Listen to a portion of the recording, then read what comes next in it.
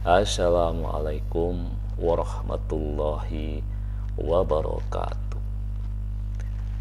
Innal hamdalillah nahmaduhu wa nasta'inu wa nastaghfiruh wa na'udzu billahi min sururi anfusina wa min sayyiati a'malina may yudillahu fala mudhillalah wa may yudillahu fala hadiyalah.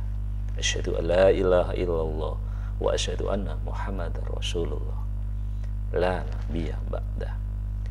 Saudara-saudaraku, bertemu kembali dengan podcast Lukman Effendi, dan pada kali ini kita masih membicarakan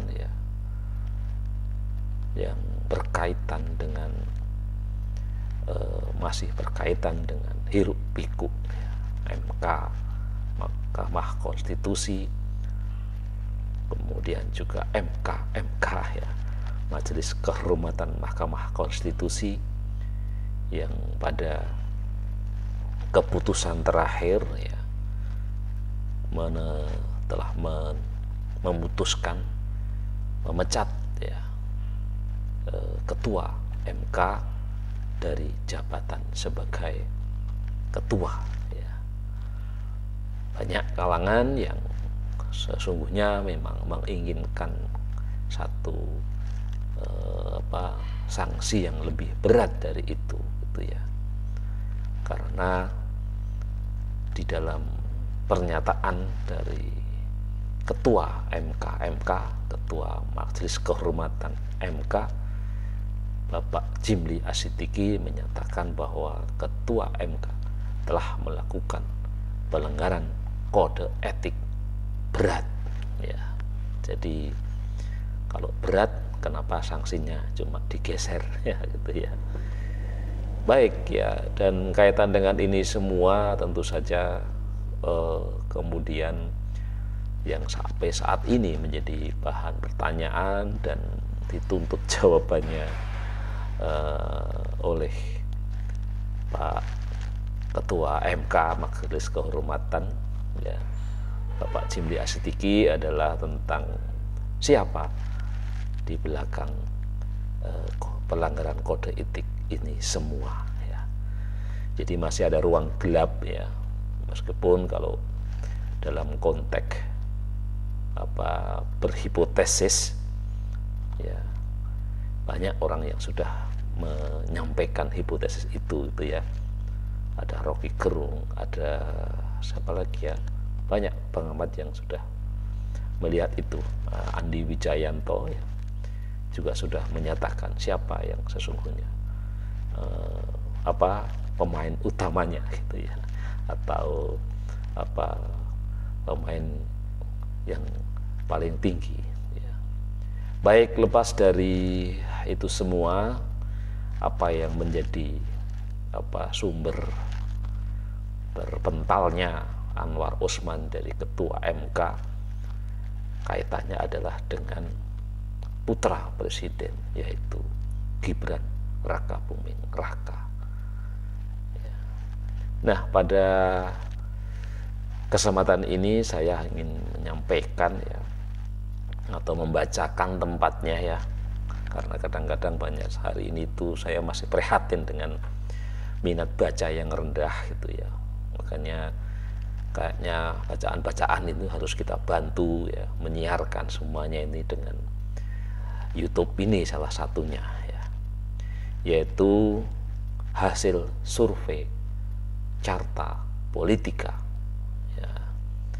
jadi judul beritanya adalah survei Carta Politika, Gibran belum punya kualifikasi sebagai cawapres.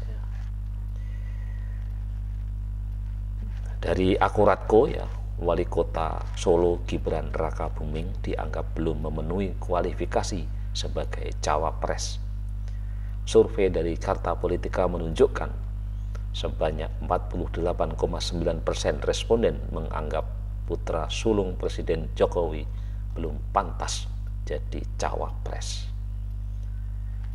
Direktur Eksekutif Carta Politika Yunanto Wijaya mengatakan hanya 38,2% dari total 2.400 responden yang menganggap suami dari Selvi Ananda ini sudah punya kapasitas. Yunarto menyebut data ini menunjukkan Gibran menjadi beban tersendiri bagi Capres Prabowo Subianto. 48,9% menyatakan tidak pantas dan ada 38,2% pantas. Saya pikir kalau kita lihat mungkin ini salah satu faktor Mas Gibran ini punya potensi untuk menjadi beban bagi Prabowo, kata Yunarto Wijaya dalam pemaparan hasil survei secara daring di Jakarta 6 November 2023. Sedangkan 12,9% responden memilih tidak tahu atau tidak menjawab ketika ditanya pendapatnya. Sementara mayoritas responden menilai Gibran belum pantas jadi cawapres karena harus membuktikan terlebih dahulu kompetensinya. Responden yang berasal dari seluruh provinsi di Indonesia menganggap Gibran masih terlalu muda dan belum memiliki pengalaman mumpuni menjadi RI 2. Hasil survei Carta Politika juga mengungkap sebanyak 26,7% responden menganggap Gibran belum layak lantaran hasil praktek politik dinasti. Ketika diminta alasan menganggap tidak pantas, sedangkan 12,4% menjawab pencalonan Gibran merupakan penyalahgunaan kekuasaan Jokowi. Jadi ini juga hasil survei mengatakan begitu ya. Jadi yang tadi kita hipotesakan di podcast sebelumnya itu ya. Dan 3,2% menjawab Gibran tidak loyal terhadap partai ya. Jadi kenapa tidak loyal ya, tahu sendiri ya, karena dia orang PDIP kok menggunakan malah partai lain gitu ya. Kita lihat dalam beberapa rangkaian pertanyaan ya, keputusan MK-nya sendiri sudah dianggap kontroversial dan tonnya negatif, dianggap penyalahgunaan wewenang oleh mayoritas responden. Dan kemudian terkait dengan kepantasan pun lebih banyak yang menyatakan bahwa Mas Gibran tidak pantas ya, papar Yunarto Wijaya. Data tersebut menurut Yunarto membuktikan pernyataan Gibran pada momen deklarasi yang memenangkan Prabowo bahwa dirinya benar-benar sudah masuk kontestasi tak bisa meyakinkan publik ya. Artinya memang kita bisa lihat atau berspekulasi dan membuat hipotesa bahwa masuknya Mas Gibran sebagai cawapres itu malah menjadi beban, bukan menjadi aset. Walaupun Mas Gibran dengan PD mengatakan, tenang Pak Prabowo, tenang Pak Prabowo, saya ada di sini. Tetapi ternyata setelah kita baca peta elektoral, malah secara statistik dan kuantitatif itu menjadi beban bagi Pak Prabowo. Jadi itu tadi apa yang disampaikan oleh Direktur Carta Politika